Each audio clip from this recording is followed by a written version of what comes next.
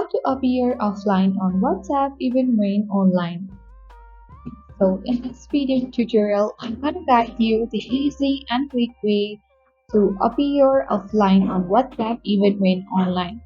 So if you wanted to navigate WhatsApp without being seen online, whether you are dodging unwanted chats or simply prefer some privacy, mastering the art of appearing offline while still using the app is a handy trick.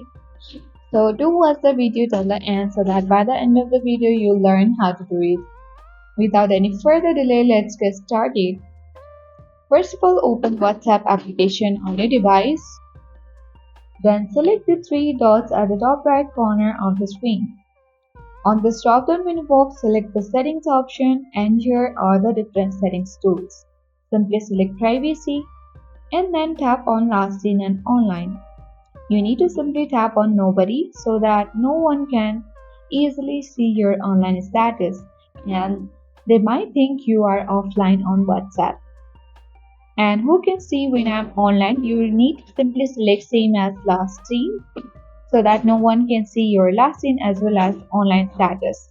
Once you have done that, you can easily use WhatsApp without appearing online.